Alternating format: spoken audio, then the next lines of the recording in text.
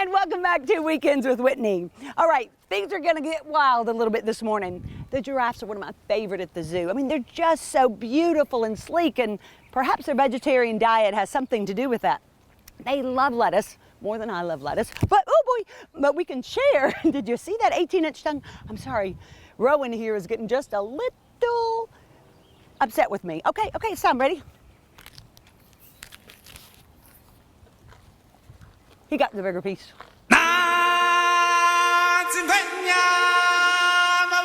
Fun.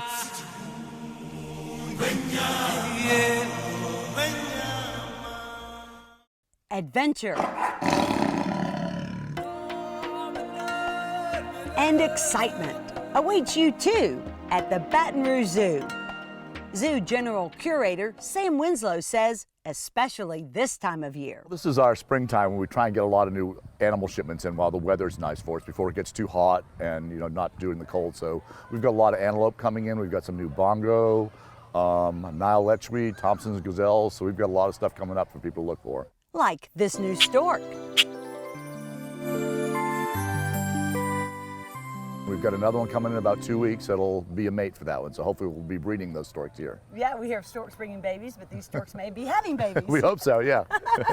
Zookeeper Amy Hewitt gets to go wild every day. It's thrilling. It's a great job for someone who loves to work with animals. It's dirty, difficult, challenging, heartbreaking, and wonderful all in the same day a lot of times. Heartbreaking at times in the circle of life.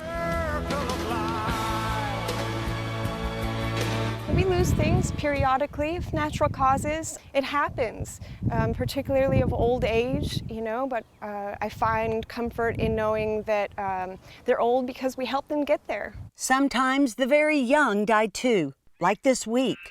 A baby golden lion tamarin, just 5 days old, died unexpectedly. The loss was magnified because they're endangered. Less than 1,000 now live in the wild. By all indications, Mom was taking good care of it, and usually after 48 hours, usually have a good luck for success, so there's something else going on. Does that happen very often? Particularly with younger mothers, they might lose their first couple of offspring, but usually they get more experience, especially with primates, that so much of their behavior is learned. So, with going through this experience will help her next go around. These animals become like extended family. It was traumatic when Judy, an elephant here for almost 40 years, died 2 years ago. It's great sadness. Some people that worked with them still work here, and I know it leaves a hole for them, a great hole. And of course, they're sad to miss the one we lost, Judy. But Bosie's in a great place now, and I think they're grateful for that. But sadness to this day, of course. When Judy died, Bosie was alone. Because elephants need each other, she was moved to the National Zoo in Washington, D.C. to live in its new $56 million state-of-the-art habitat.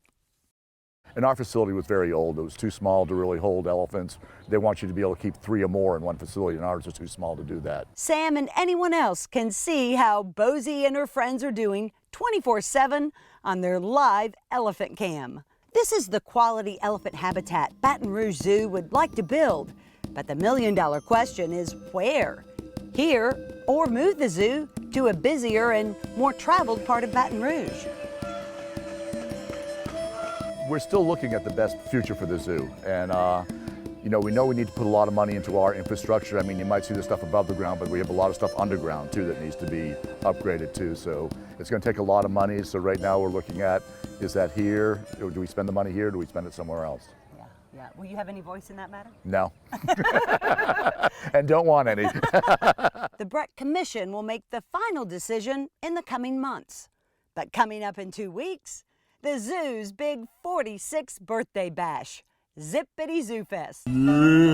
Zippity doo da, zippity yay. My oh my, what a wonderful day. It's a kind of a celebration of our anniversary of the zoo, so we have a lot of special events out here. We do keeper chats as well as different bands and activities for the people to enjoy. More than 250,000 people visit the zoo every year. It's #1 for family fun. So join in and just zoo it. Hakuna Matata. If you're up for an adventure, they have all kinds of camps and activities throughout the year for adults and children. It's not just during the summer. There's safari nights, twilight tours, zoo and me mornings. They'll even bring the zoo to you. All you have to do is go to brzoo.org for all the information.